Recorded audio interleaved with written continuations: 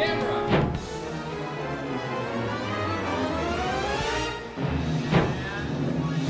action.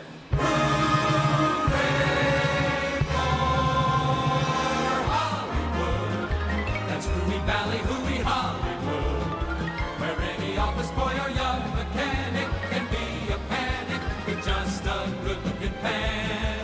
And any barmaid can be a star maid if she dances with or without a plan. Hooray for Hollywood, where you're terrific if you're even good, where anyone at all from Shirley Temple to Amy Semple is equally understood. Go out and try your luck. You may be Donald Duck. Hooray for Hollywood. Hollywood. Hollywood.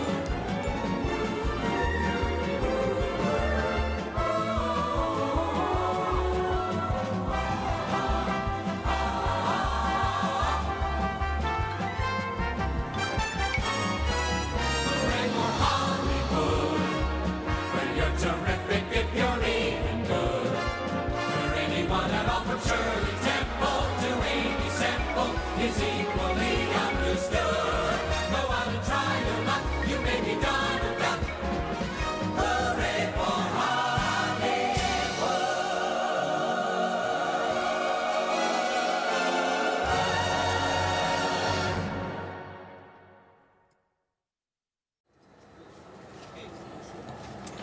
Well, good morning, everybody. My name is Rob McManus. I'm your tour guide today for Starline's Grand Tour, starting out here in Hollywood.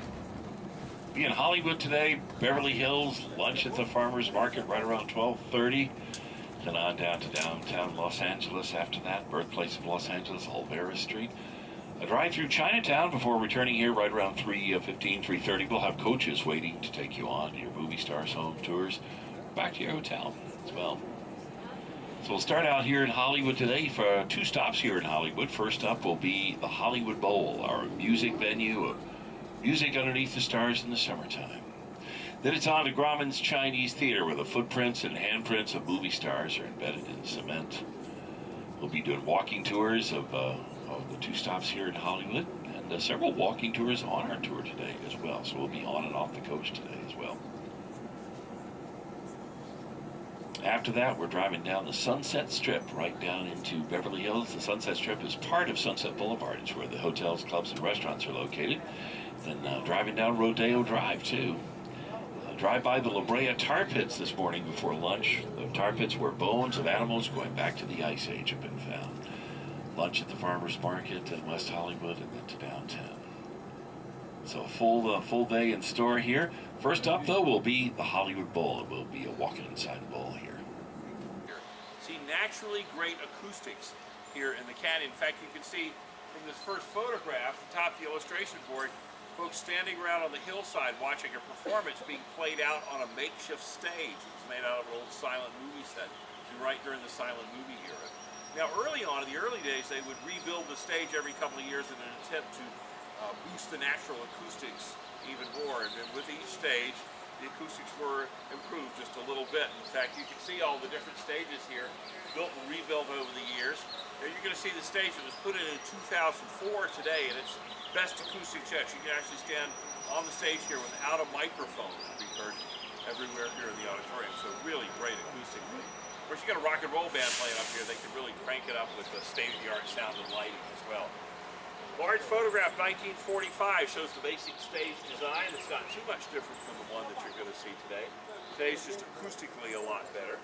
The natural canyon setting the bowl is in, and also the Hollywood sign up here that reads from 1945, Hollywood Land. Definitely a history of the Hollywood sign. We're going to be talking about it on our tour later on today.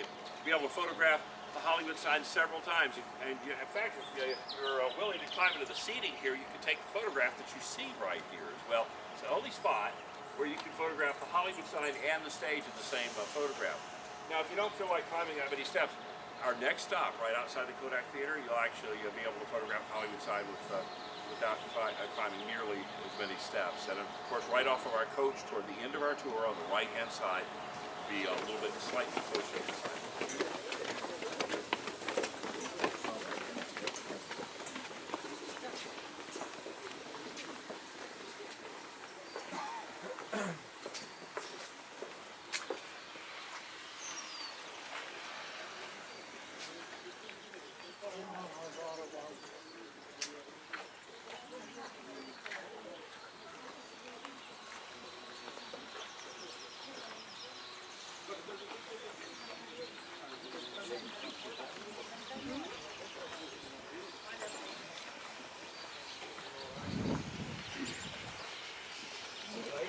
So welcome to the inside of the bowl.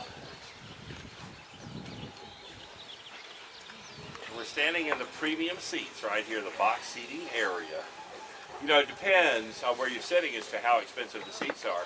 The closer to the stage, the more expensive the seats are. Starts at about $350 per seat right by the stage. About $100 to sit in one of these seats right here. And about $40 all the way in the back. So a price range for everybody here. Now when you buy a box seat, you buy all of the seats. In this case, it would be $600 for the 6 seats right here. They even have a little flip-up table in some of these to organize your dinner. So you can bring your picnic out and a little carafe holder for your wine bottle too. So this has been a real tradition almost 100 years here. If anyone would like to have a photograph taken of themselves anytime on the tour, I love taking pictures. This is a great spot to have a photograph taken of yourself with the stage in the back. Also, if you would like to photograph the Hollywood sign from this location, and of course we'll be able to photograph the Hollywood sign, as I said, at other spots too. But if you'd like to photograph it from here, that photograph that we saw on the illustration board was taken about 3 tiers up on the right-hand side, almost to the top there. So I'd say if you'd like to run up and take that photograph, go ahead and do that so that you'll have time to go up and come back down. And for those of us who want to stay right here, I'll talk a little bit more about the bowl and take pictures of the things.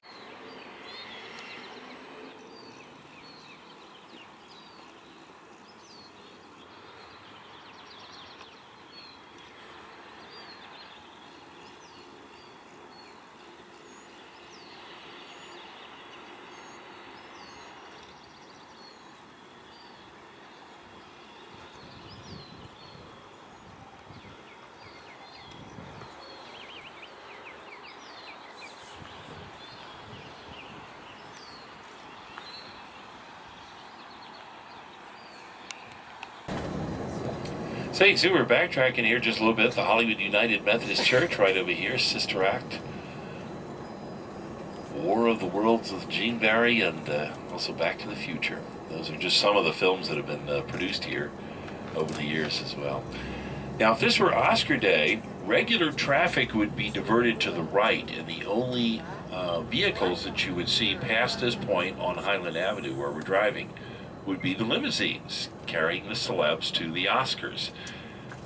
You see, the red carpet, or part of the red carpet for the Oscars, is actually placed on the street in front of the theater. So we're going to pull down to this next intersection here. See the, well, if you look over to your right, you can see the California Pizza Kitchen right there. The Oscars is held behind the California Pizza Kitchen in the Kodak Theater. It's all part of the complex here known as the Hollywood and Highland here on the right-hand side. We're going to walk this complex too, so you get an idea about what's here.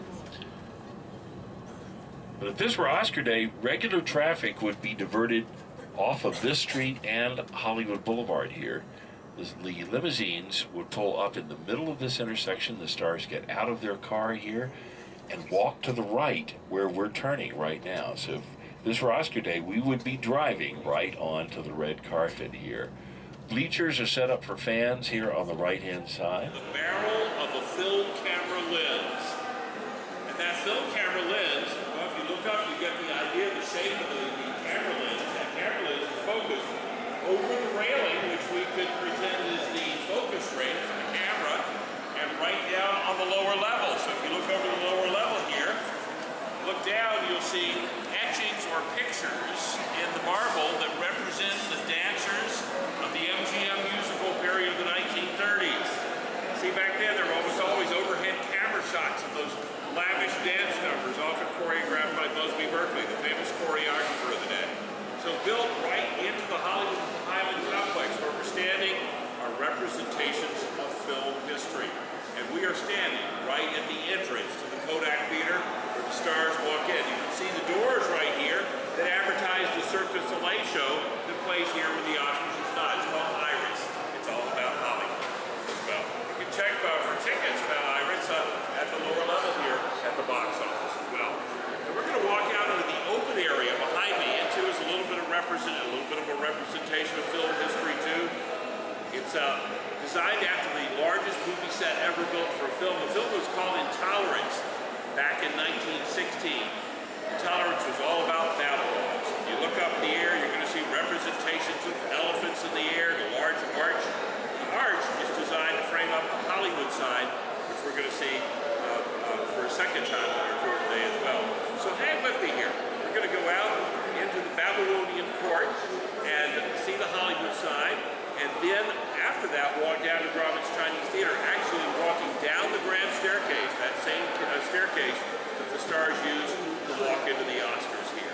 and then on to Grauman's Chinese Theater. So here we go. So Babylonian Court right here, designed after the largest movie set ever built for film. The film was called Intolerance back in 1916. It was all about Babylon. So when you look up in the air, representations of elephants in the air, and the largest ballroom in the city right here, where the first after party takes place after the Oscars is over. It's called the Governor's Ball. It's presented by the Motion Picture Academy, the outfit that hands out the Oscar. So the partying actually starts right here and continues all over town. You see, stars have been invited to other events all over town, so the party usually starts here about 9:30 and then continues well into the evening, of course. Arch, one of the set pieces from Intolerance, which is designed to frame up the Hollywood side, which you can see right over here. At Grauman's Chinese Theater, along the way, we're going to see some of the stars on the sidewalk as well. Walk of Fame, which stretches 2 miles up and down Hollywood Boulevard here. Over 2,400 stars in 5 categories in which you can get a star: film, television, radio broadcasting, music recording, and live performance. I'll go over those again, of course. But the disc below the name has an etching or picture in it that corresponds with one of the 5 categories. So as we walk up to Grauman, see if we can guess which category the stars are given in the ones we're going to see. Let's walk on. Here we go. The footprint I'm talking about, that means you can even come behind me too. And you'll be able to see the feet. John Wayne's footprints right here. Now John Wayne was 6'4", but look at these feet. Right, rather tiny looking feet, that's right. Had to the shoe he was wearing the day he had the footprints made. He actually did have rather large feet, but he was wearing a horseback riding boot the day he had the footprint made. And that's why his feet look smaller. The horseback riding boots are a shoe with a heel on them. Any shoe with a heel naturally has a smaller foot impression because the entire shoe doesn't go into the wet cement. These shoes also curl up on the edges and on the front as well, making his feet looking even smaller. So actually, his feet were quite large. He has his fist printed here as well. Most people have their handprints in here. And he dedicated his to Sid. Sid Grauman, the man who built the theater in 1927 to look like a Chinese pagoda. He based it on Chinese architecture he'd seen in China. The idea was to decorate the theater on the outside to attract people to come inside. It worked. People came through the doors in very large numbers to see those early films as well. And Fifth Theater he built, by the way, in Los Angeles, and definitely his most famous with the footprints and handprints. And no one knows how the footprint tradition started. We think someone accidentally stepped in wet cement when the theater was being built, giving Sid Grauman the idea, but no one's really sure. Let's walk out into the forecourt and in the center. We'll see more recent recipients of footprints.